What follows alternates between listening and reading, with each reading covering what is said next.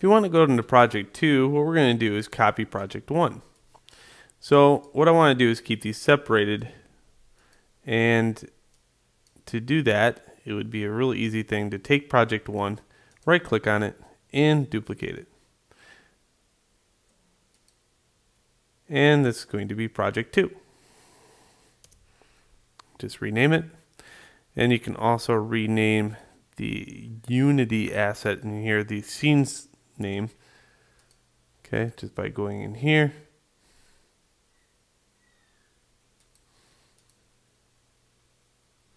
Going to assets, going to here, and rename this one project 2.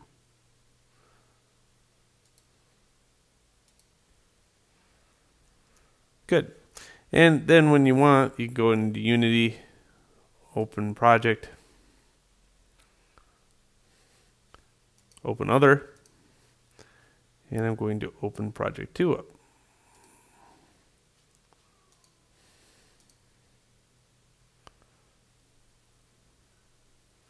And you can see your standard assets. You can see crate, which is a weird thing floating out here. So I'm going to reveal that in Finder. Oh, that's my prefab. Okay.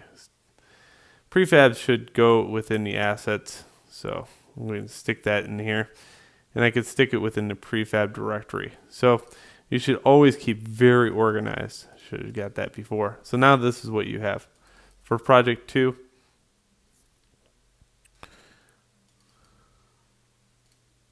I have this. So where I left off. I'm not going to use a first person controller. I'm going to delete that out.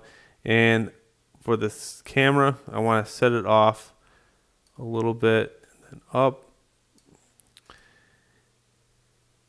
And I'm not going to be able to have any ground plane, so I'm going to delete that out. So what we're going to do with this project is make several boxes and show you different ways of kind of using a class. A class is a transform is a class. Okay, so to transform something is to translate it, to rotate it, but I'm going to do that via script. So I got to show you very, very basic steps on how to launch functions, and then using the transform class to show you how rotate works. Okay, to do that, what I want to do is set up a scene that has a lot of examples. That way you can keep using the examples throughout the projects. And let's see, I got orthographic view. I'm going to click on orthographic view, and you're going to find that that makes a really small box. And if I use field of view, you're going to see that it doesn't do much, but I think, yeah, orthographic size. So what I want to do is zoom in a little bit, and then I get this box back. Okay, so let's make it so I have a few examples. I got a box here, and we'll start out with the first one and then get very organized with it. So crate 1. What I want to do is rename crate 1 to what I'm trying to teach you, and that is the rotate command. So, and it's just the basic rotate command.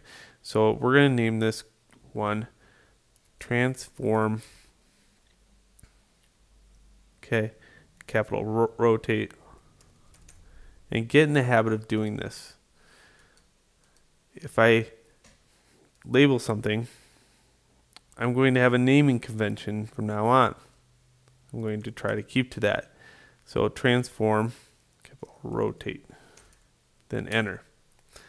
So the first word is always a lowercase, and then the next word is always a higher case. Okay, so also what I want to do is make a script. So I'm going to just copy this and go in here and make a JavaScript with the same exact name. That way you can look at that and know what script is attached to it.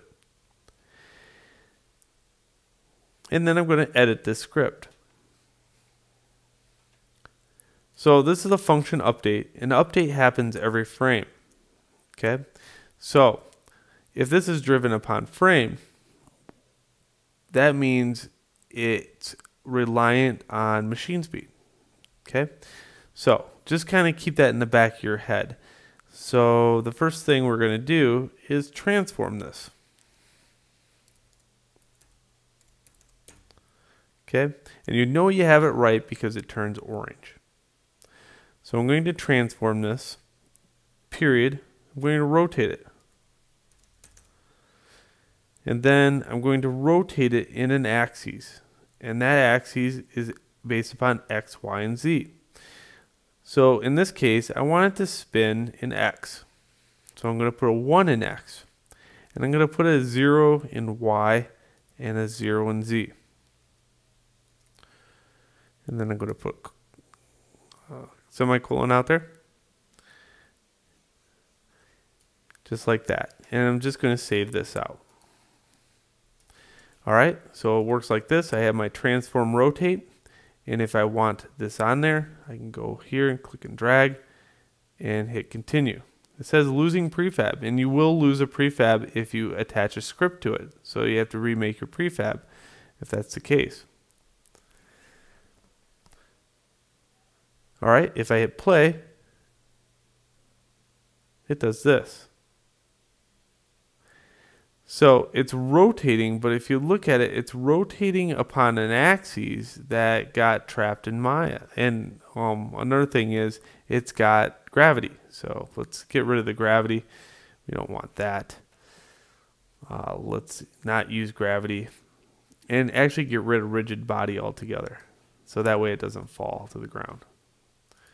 So if I hit play, this is what happens. Now it's really hard to see that, so what I'm going to do is put a light in the scene also, a directional light, and that way just rotate it just a little bit, maybe make it a little bit more interesting, and hit play. There we go. Very basic script, and it's rotating the object. Alright, in the next video what I want to do is show you another way to rotate an object based upon a shorthand version of the rotate transform class.